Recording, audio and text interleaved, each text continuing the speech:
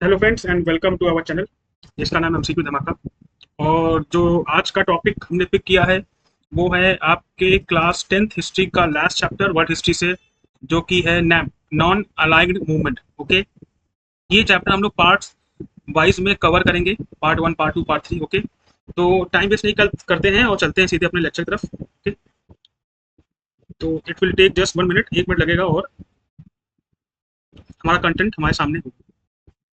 ये रहा content, just 1 minute. हाँ, जूम कर लेते हैं थोड़ा और बस 1 minute. Okay, now I hope ये आपको विजिबल है। और ये हमारा टॉपिक है non aligned movement. Okay, non aligned means non alignment movement, voice for peace and independence. Okay, before ये हम चैप्टर स्टार्ट करें, आई just want you to know some things. कुछ थिंग्स इस चैप्टर से रिलेटेड हम बताना चाहते हैं। वो ये है कि ये मूवमेंट स्टार्ट होता है एशिया और अफ्रीकन जो कंटिनेंट में रहने वाली कंट्रीज हैं उनके द्वारा। ओके, और ये बेसिकली स्टार्ट कब होता है? After after world war second जब हो जाता है, उसके बाद ये मूवमेंट हमारा स्टार्ट होता है, नॉन अलाइगमेंट मूवमेंट या नॉन अलाइग मूवमेंट। सो आप देख सकते हैं ये जो मूवमेंट है ये स्टार्ट होता है एशिया, अफ्रीका, और एक वर्ड मैंने मिस कर दिया है यहाँ पर, वो है लैटिन अमेरिकन कंट्रीज। ओके, जो साउथ अमेरिकन कंट्रीज। अच्छा, after second world war. Okay, तो आफ्टर सेकेंड वर्ल्ड वॉर अगर आपसे क्वेश्चन पूछे कि सेकेंड वर्ल्ड वॉर खत्म कब होता है, तो आपका आंसर आएगा सर 1945। ओके, 1945 को सेकेंड वर्ल्ड वॉर खत्म होता है। और you have to keep this in mind कि 1945 ही वो साल है, वो या वो ईयर है जब काफी कंट्रीज को क्या मिलता है, काफी कंट्रीज को मिलता है इंडिपेंडेंट। ओके, काफी कंट्रीज को मिलता है इंडिपेंडेंट, मिलता है इंडिपेंडेंस, मिलता है किससे मिलता है? वो मिलता है आपके, वो मिलता है आपके आपके यूरोपियन यूरोपियन कंट्रीज से, आपके यूरोपियन कंट्रीज से इंडिपेंडेंस मिलता है। किनको मिलता है? Countries of Asia, Africa and Latin America, जिसमें इंडिया भी शामिल था। India got its independence in 1947। तो अगर आप देखेंगे तो बिफोर सेकेंड वर्ल्ड वॉर काफी कंट्रीज गुलाम थी, you know, they were captured by European, different different European countries. जैसे इंडिया को कैद किया गया था, या इंडिया गुलाम था किसका? इंग्लैंड का, ब्रिटेन का। Got this? सो 1945 में after the end of second world war काफी countries, okay, of Asia, Africa and Latin America, they got independence from the dominance of European powers. 1945। अच्छा, जब ये कंट्रीज आजाद हुई, ओके, तो क्या होता है, क्या होता है आफ्टर दैट? 1945 के बाद स्टार्ट हो जाता है क्या? आपका आपका कोल्ड वॉर। ओके, 1945 में आपका स्टार्ट हो जाता है कोल्ड वॉर। अच्छा, कोल्ड वॉर काफी अलग है हॉट वॉर से। Hot war means, hot war वो होता है जहां पर एक कंट्री दूसरे कंट्री से लड़ाई करती है डायरेक्टली और through arms, arms and weapons, गोली बारूद बम से, टैंक से, सीधे, जो कि हमने देखा फर्स्ट वर्ल्ड वॉर और सेकंड वर्ल्ड वॉर।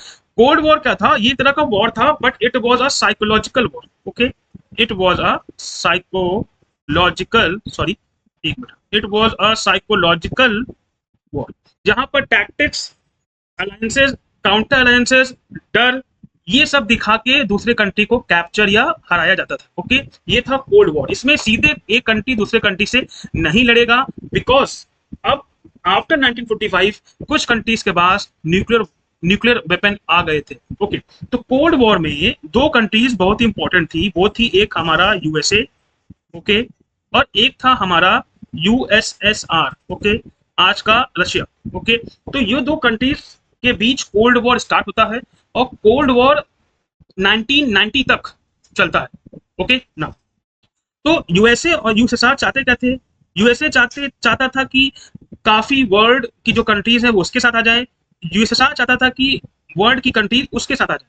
अच्छा, इनके साथ जाने में दिक्कत क्या थी? अगर कोई कंट्री इनके साथ आ जाएगी तो ये बोलते थे हम आपको क्या देंगे, हम आपको पैसे देंगे, हम आपकी प्रोटेक्शन करेंगे, किसके? दूसरे ग्रुप से। ओके, तो लेकिन दिक्कत क्या था इसमें? जो कि नैम के जो मेंबर्स थे वो ये जान गए थे कि क्या दिक्कत आएगा। दिक्कत ये आएगा जैसे ही आप इन दो किसी एक यूएसए या यूएसएसआर वाले पावर ब्लॉक से आप जुड़ेंगे, तो आप दूसरे ब्लॉक के आप एनिमी बन जाएंगे। जैसे कि अगर इंडिया यूएसएसआर को ज्वाइन कर लेता है तो वो ऑटोमेटिकली यूएसए का दुश्मन बन जाएगा, ठीक है। लेकिन प्रॉब्लम क्या होगा, यूएसएसआर भी अपने मिलिट्री बेस इंडिया में खोलना चालू कर देगा, ओके। तो इससे क्या होगा, इंडिया को आदेश देगा कि ये करो ये मत करो। तो ये क्या होगा, ये इंडिया के सोवरेनिटी और इंडिपेंडेंस के लिए खतरा है, पीस के लिए खतरा है।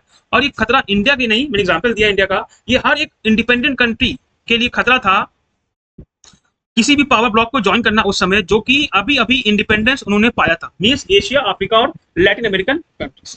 तो वो नहीं चाहते थे ये कंट्रीज कि वो किसी भी तरह से अपनी इंडिपेंडेंस जो उनको मिली है इतने सालों बाद उसको कॉम्प्रोमाइज करें, ओके, यू गॉट दिस। इसीलिए उन्होंने ये मूवमेंट लेके आए वो लोग, नॉन अलाइंग मूवमेंट। कि नॉन अलाइंग मतलब किसी से ना जुड़ना, किसी से नहीं जुड़ेंगे। किसी से मतलब यहाँ पर है दो पावर ब्लॉक, आपका यूएसए एंड यूएसएसआर, वो हम किसी से नहीं जुड़ेंगे। हम अपनी फॉरेन पॉलिसी, अपने इंटरनल मैटर्स खुद देखेंगे, और इन कंट्रीज से जुड़ेंगे तो अपनी शर्तों पे जुड़ेंगे। हम अपनी कंट्री वापस गुलाम नहीं करेंगे इन दो पावर ब्लॉक्स के युद्ध के बीच, या किसी एक के आगे हम झुकेंगे नहीं, ना कि यूएसए ना कि USSR.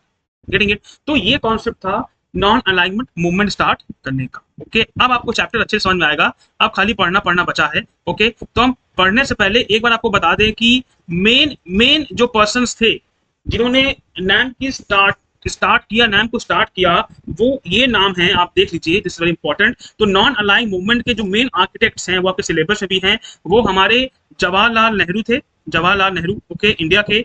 Joseph Broz Tito of Yugoslavia, okay. Then Gamal Abdel Nasser of Egypt और Sukarno of Indonesia, and last है आपके Kwame Nkrumah of Ghana, okay.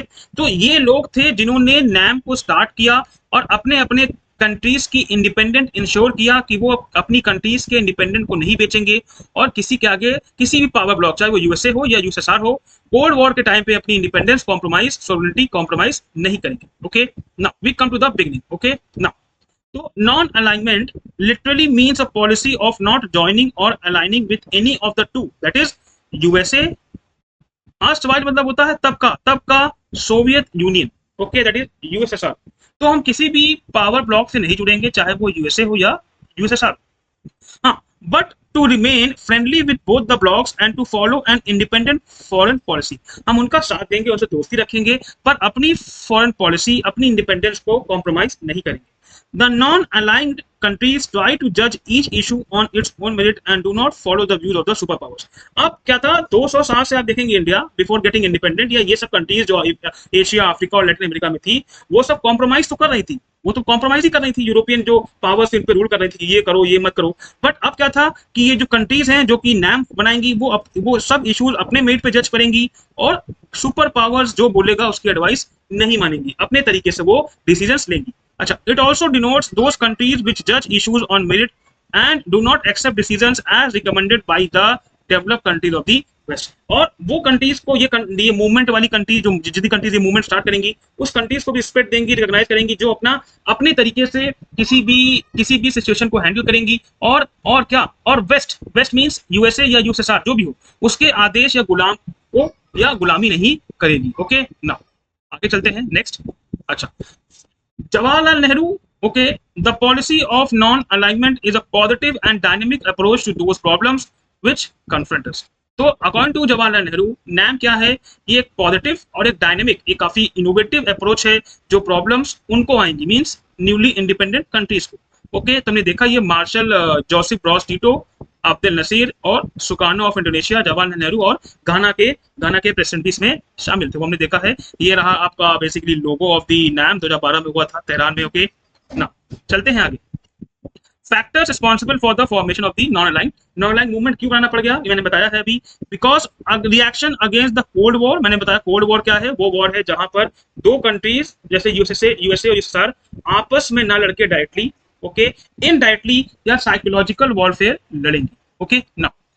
अच्छा, the platform of non-alignment came into the force after the Second World War, when the world was divided into two power blocks, namely American and the Russian block. American आपका USA और आपका Russian means USSR, okay ना। अच्छा, ये बड़ा important point है, non alignment is not about staying away, दूर नहीं रहना है वर्ल्ड पॉलिटिक्स से, बल्कि बट स्टैंडिंग फॉर पीस, बल्कि एडवोकेट करना है क्या, पीस के लिए, शांति के लिए, इंडिपेंडेंस के लिए और कॉपरेशन के लिए भैया, अगर डेवलपमेंट होगा वर्ल्ड का तो सब कंट्रीज का होगा, सब कॉन्टिनेंट्स में रहने वाली कंट्रीज का होगा, ना कि खाली अमेरिका का होगा। ओके, इसमें लैटिन अमेरिकन कंट्रीज का भी डेवलपमेंट देखा जाएगा और एशियन कंट्रीज का भी और अफ्रीकन कंट्रीज का। ओके, तो मूवमेंट काफी अच्छा था और काफी अच्छा ये एक इनिशिएटिव था हमारे फॉर्मर प्राइम मिनिस्टर का जवाहरलाल नेहरू का, और इसको काफी सपोर्ट मिला उस समय when the cold war was going on by the different part by the different countries of the world. Okay, reasons क्या था नॉन अलाइनमेंट स्टार्ट करने का? ओके, तो reaction against the cold war and the military alliances, the concept of non alignment arose as a reaction against this post war politics commonly known as the politics of